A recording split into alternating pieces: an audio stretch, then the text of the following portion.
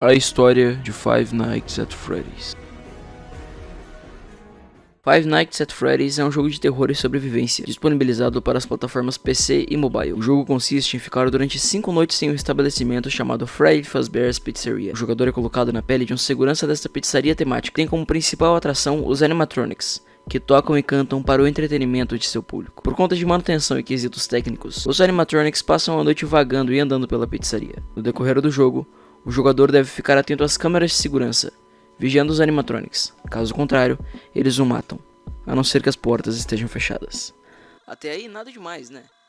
Mas o que é de tão intrigante e interessante nesse jogo? Qual a grande história por trás dele? É isso que vamos descobrir hoje. Então, vamos lá.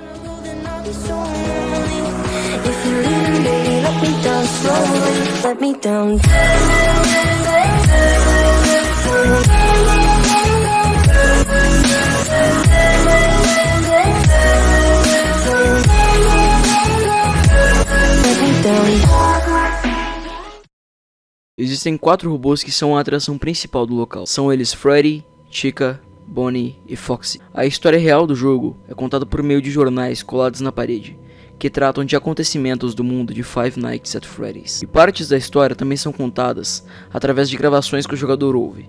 Gravações essas que foram deixadas pelo segurança anterior, que morreu pouco depois de fazer essas gravações.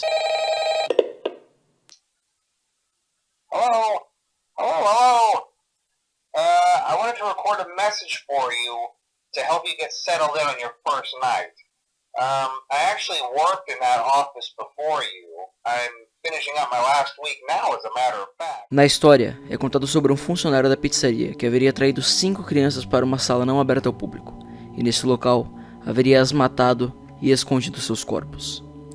O assassino haveria sido encontrado e preso, mas os corpos nunca foram encontrados. Logo após este acontecimento, a inspeção sanitária ameaçou fechar essa pizzaria, alegando que os robôs temáticos estariam apresentando odores muito fortes, e de suas bocas e olhos estariam saindo gosmas e sangue. Foi criado um rumor que dizia que os corpos das crianças mortas haveriam sido escondidos dentro dos animatronics.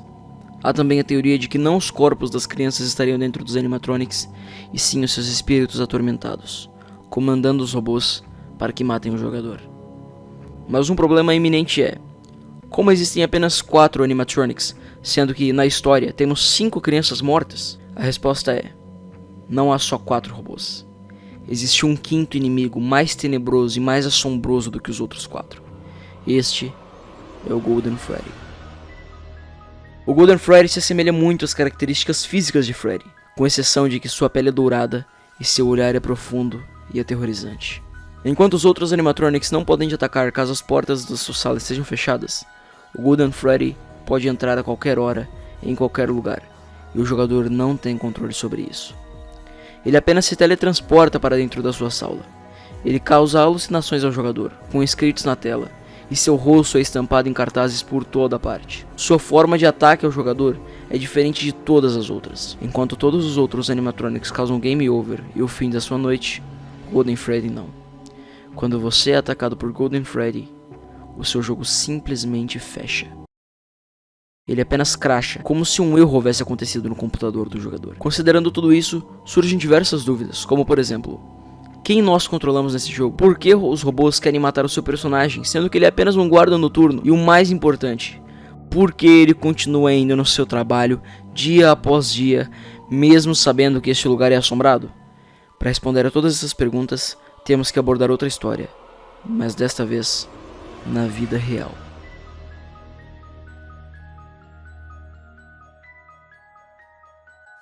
Em dezembro de 1993, na cidade de Aurora, no estado do Colorado, havia uma pizzaria Chuck E. Cheese. Chuck E. Cheese é uma franquia de pizzarias dos Estados Unidos muito famosa, justamente por conter as mesmas atrações que existem em Five Nights at Freddy's. Chuck E. Cheese apresenta diversos robôs em forma de animais que tocam e cantam, fazendo seu show, enquanto as pessoas comem pizza.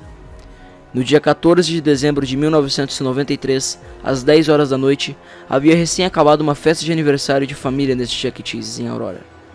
Após a festa de aniversário, quando todos os clientes já haviam ido embora, 5 funcionários da pizzaria permaneceram no local para fechá-lo.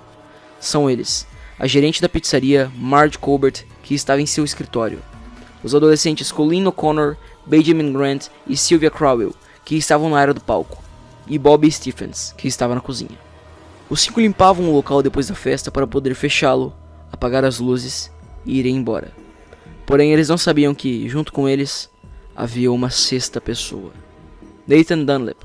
Nathan havia sido demitido desta pizzaria por conta de uma discussão com sua gerente, acerca de horas trabalhadas.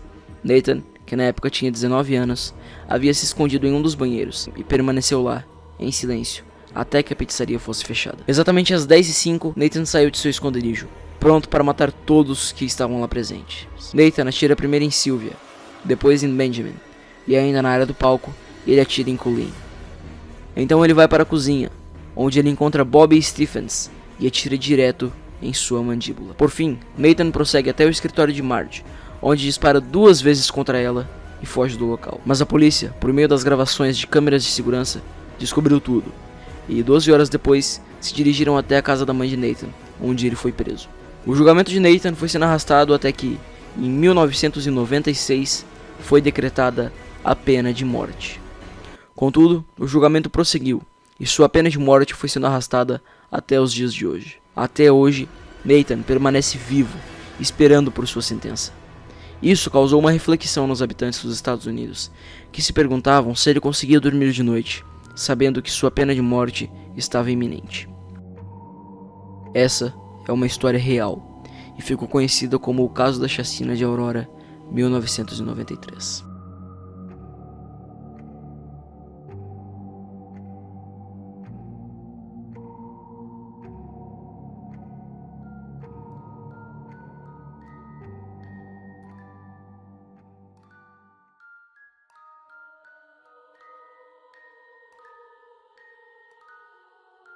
Quando nós comparamos a história de Five Nights at Freddy's com a do caso Chuck E. Cheese, é possível notar uma série de semelhanças. A primeira semelhança, e a mais lógica, é o fato de estar claro que a Freddy Fazbear's Pizzeria é uma clara alusão à franquia Chuck E. Cheese.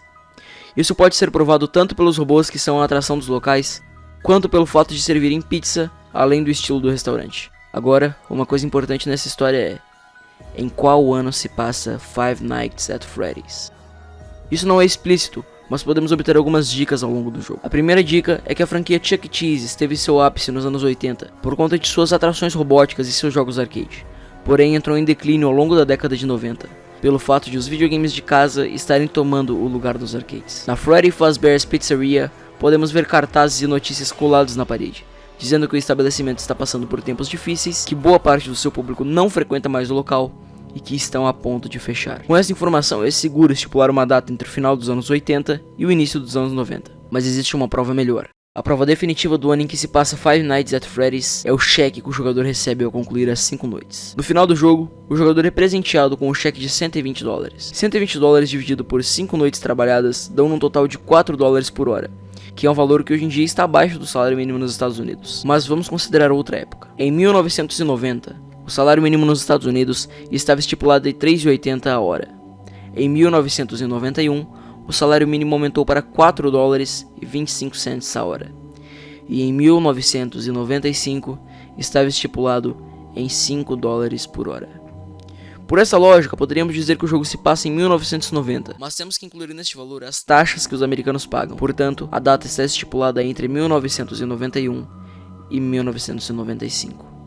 E um detalhe: o caso Chuck E. Cheese aconteceu em 1993. Mas as coincidências não param por aí. Há 5 vítimas em Five Nights at Freddy's, e no caso Chuck E. Cheese também há 5 vítimas. Embora o jogo não deixe claro se as 5 crianças realmente morreram ou apenas estão desaparecidas, a ligação dela com os animatronics fica cada vez mais clara conforme elas vão agindo no jogo. Bonnie e Chica, por exemplo, apresentam sons de pessoas sofrendo, lutando por suas vidas. E quando alguns animatronics se movem, é possível ouvir uma risada, que remete à risada de uma criança. Às vezes em seu tom normal, às vezes desacelerada. Isso trata do destino das crianças do jogo com relação aos animatronics. Mas o que isso tem a ver com as 5 vítimas do caso Chuck E. Cheese? Além disso, se existem 5 vítimas, por que uma delas é especial? Em outras palavras, por que existe o Golden Freddy? E é justamente a partir da explicação do Golden Freddy que começa a ser estabelecida a relação entre as crianças do jogo e as vítimas de 93. O Golden Freddy é um inimigo que aparece a qualquer momento, quando o jogador menos espera. e essa característica se assemelha muito a uma das vítimas do caso Chuck E. Cheese. Tem uma coisa que eu não te contei sobre o caso Chuck E. Cheese. Durante o ataque de Nathan Dunlap, todas as suas vítimas foram mortas, com exceção de uma: Bobby Stephens. Bobby Stephens foi baleado na mandíbula por Nathan e miraculosamente sobreviveu, se fingindo de morto até que Dunlap fosse embora. Ele foi encontrado pela polícia e foram prestados os devidos socorros. Bobby foi peça-chave para o julgamento de Nathan, fazendo com que fosse declarada a pena de morte. Bobby Stephens apareceu quando Nathan menos esperava, assim como Golden Freddy faz com o jogador. Além do mais, em Five Nights at Freddy's, uma das câmeras não é visível, onde a tela está toda preta. Não há imagem lá, apenas podemos ouvir o áudio, e por conta disso, muitos acreditam que é de lá que o Golden Freddy sai. O local desta câmera não é nada mais nada menos do que a cozinha, que é o mesmo local onde Bobby Stephens foi baleado. Os outros animatronics também possuem uma certa semelhança com as vítimas de 93. Começando por Marge, que, no jogo, é representada por Foxy. No momento em que a chacina ocorreu, Marge estava em seu escritório, atrás de sua mesa, atrás da porta de seu escritório, assim como Foxy, que fica escondido por trás das cortinas. Bonnie se esconde em um local que se assemelha a uma despensa, o que é denunciado por alguns utensílios de limpeza. Bonnie representa Benjamin, que, quando foi executado, estava limpando o chão. A Robotica passa por perto do banheiro e, curiosamente, Sylvia, que estava próxima ao banheiro, quando caiu de joelhos implorando para que Nathan não a matasse, e foi executada por ele. Já a relação entre Colleen e Freddy não é tão explícita quanto a dos outros, mas é curioso o fato de Freddy, que é um robô presumidamente masculino, usar como esconderijo o banheiro feminino. Talvez isto remeta ao fato de Colleen ser uma menina, mas talvez Freddy não se trate de Colleen, e sim faça referência a Nathan, que assim como Freddy se escondia no banheiro. Outra curiosidade que alega isso é o fato de que, quando a energia acaba, Freddy aparece em sua porta, e o jogador tem uma chance maior de sobreviver caso não faça nada, caso deixe o jogo completamente parado, ou seja, caso se finja de morto, assim como Bob fez. O jogador engana Freddy, se fingindo de morto, assim como Bob fez, enganando Nathan. Após todas essas provas, é impossível dizer que o jogo não se assemelha ao caso de 1993, considerando todos estes indícios.